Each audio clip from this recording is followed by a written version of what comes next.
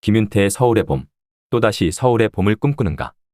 1979년 12월 12일 밤, 당시 대학생이었던 난 한강을 건너지 못했다. 12.6 사건으로 대통령 박정희가 갑작스레 죽음으로써 긴급조치 9호 위반으로 구속되어 있던 선배와 친구들이 하나둘 석방되면서 우리는 그날 한자리에 모여 일종의 출소기념식을 하던 참이었다. 독재자의 죽음으로 유신체제에 금이 가면서 이 땅의 민주주의가 회복되기를 우리는 바라고 또 바랐던 것이다. 그리고 모임이 끝나고 귀가하기 위해 친구들 여럿이 함께 택시를 타고 한강을 건너려고 했으나 총검을 든 병사들이 다리를 차단하고 있었다. 이유도 알려주지 않고 군인들은 되돌아가라고만 할 뿐이었다. 우리 일행은 부득이 여의도에 있는 누군가의 친척집에 신세를 져야 했다. 모든 한강의 다리들을 건널 수 없다는 사실 외에 우리는 아무런 관련 정보를 알 수 없었다. 다음 날 아침이 돼서야 모든 것이 드러났다. 12.12 군사 쿠데타. 44년 전에 그날에 있었던 쿠데타의 자세한 내막을 나는 44년이 지난 지금에서야 영화 서울의 봄을 통해 생생하게 인지하게 된다. 물론 그전에 여러 매체를 통해 12.12 사건에 대한 구체적인 내용을 대충은 알고 있었으나 영화를 통해 다시 새삼 확인한 것이다.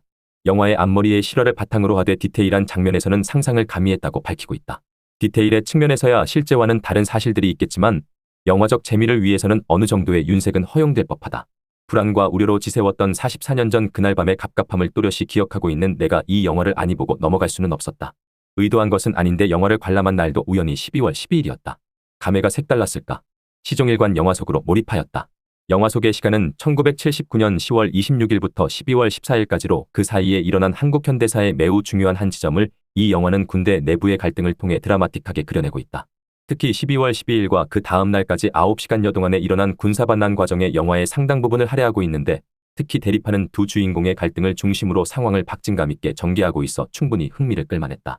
영화는 12.12 사건을 집중적으로 다루고 있으면서 제목을 서울의 봄이라 붙였다. 한겨울을 배경으로 하면서 봄이라니. 한국 현대사에서 흔히 서울의 봄이라고 말할 때 그것은 1979년 10월 26일 박정희 대통령 시해 사건 이후부터 1980년 5월 18일 광주민주항쟁 직전까지의 정치적 격변을 통칭한다. 그러나 나에겐 적어도 1980년 3월부터 5월까지의 두 달 남짓의 기간 동안에 서울을 비롯한 전국의 대학가를 휩쓴 민주화에 대한 열망을 가리킨다. 일부 언론에서는 그 명칭이 1968년 체코의 프라하의 봄에 빗댄 것이라고도 하나 두 사건은 상당히 다르다. 쿠데타에 성공한 신군부가 권력을 하나하나 장악해가고 있는데도 정보가 부족하고 철없이 젊었던 나는 민주화에 대한 기대로 마냥 들떠 있었다. 정녕 서울의 봄은 계절적으로만 봄이 아니라 내겐 심정적으로도 봄이었다. 그렇다면 제목을 12.12라고 해야 하는 게 아닌가.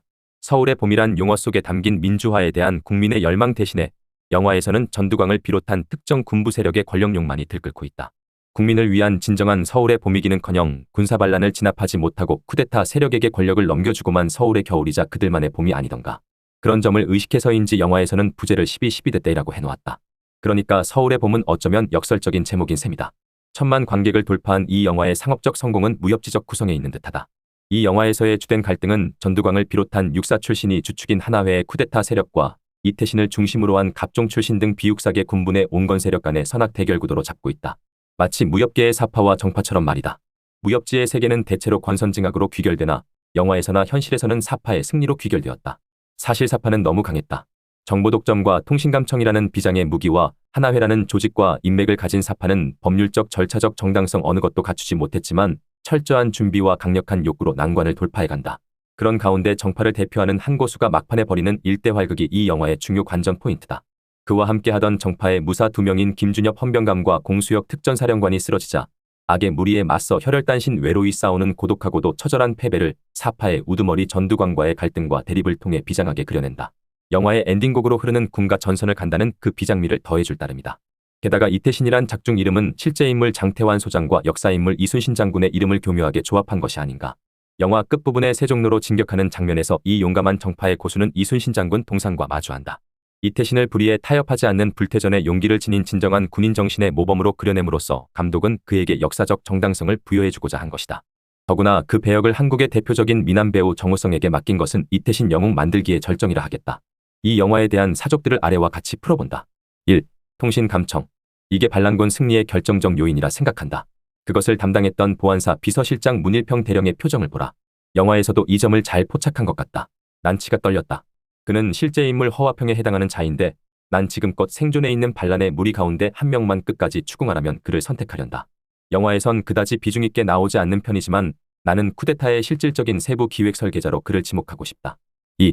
하나회의 조직망이 또 하나의 반란 성공 요인이라면 그 수계 전두광 이전의 군대 내 사조직을 오히려 묵인하고 지원했던 자 바로 박정희에게 그 원죄를 물어야 한다. 어떤 면에서 12.12와 이어지는 5.18을 통해 박정희의 망령이 전두환의 집권으로 군사독재를 되살려 놓은 것이 아니겠는가. 12.6 이후 합수부장을 겸하여 손쉽게 권력의 정점에 이르게 만든 보안사령관직 1979년 3월 그 자리에 전두환을 앉힌 것도 박정희였다. 3. 12.12 쿠데타에 대한 미국의 개입 문제는 줄곧 논란이 있어 왔으나 영화 속에서 미국은 두 장면에서만 슬쩍 비친다. 사건 전 전두광을 조심하라는 전문과 총격전 이후 한미연합사로 도망친 국방장관 오국상의 등장. 영화에서는 미국의 개입에 대해 일단 절제하며 피해가는 방식을 취한 듯하다. 그러나 반란군이 한국 군대를 자의적으로 운용할 수 있게 내버려둔 점을 감안하면 그들이 마냥 몰랐다고 할 수 있을까. 특히 1946년 미군 대위로 이 땅에 건너와 한국 정부와 군부를 주물렀던 CIA 정보장교 제임스 하우스만이 1981년 미국으로 돌아간 후 남긴 증언들에 붙는 미묘한 물음표들을 고려할 때 그가 이 서울의 봄동안과 그 후에 일어난 일련의 사건들에 어떻게 관여했는지를 영화의 내용과 별개로 한국 현대사의 진상규명을 위해서라도 더 해명되어야 할 것이다. 4. 실제 역사에서 12.12 반란이 성공하고 서울의 봄이 좌절된 데는 박정희의 철권 통치에 길들여진 당시 관료들의 무능과 안일함에도 통분하지 않을 수 없다. 그들은 박정희 사후 긴급조치를 해제하는 등 위기를 수습하려고 했으나 신군부의 반란을 막지 못했고 무능함과 기회주의적 태도로 일관하여 민주화의 열망을 좌절시킨 책임으로부터 결코 자유로울 수 없다. 영화에서도 한미연합사로 도망쳐 눈치만 보던 국방장관이나 질서유지의 책임자인 계엄사령관이 부재한 위기를 우왕좌왕하며 더 혼란 속으로 밀어넣은 6참차장의 모습은 그 전형적인 행태라 할 수 있다. 또 오랜 관료 출신인 최규하 대통령과 신현악 총리의 태도 역시 역사의 단죄를 피하기 어렵긴 마찬가지리라. 영화를 다 보고 나서 내 가슴은 오히려 더 무거워졌다. 그날 이후 맘껏 영화를 누리던 반란의 범죄자들을 단죄하긴 했으나 다시 사면해 줌으로써 국민통합은커녕 정의 바로 세우기에도 실패한 정치권의 선택에 아쉬움이 크고 훗날 하나회의 척결로 군부의 바로는 진정됐다고는 하나 군부를 대신한 듯 새로이 권력의 핵심을 틀어진 오늘의 또 다른 세력이 자행하고 있는 민주질서의 교란 또한 심히 걱정스럽기 때문이다. 영화는 또 다시 우리들에게 서울의 봄을 꿈꾸자고 하는가. 더 칼럼니스트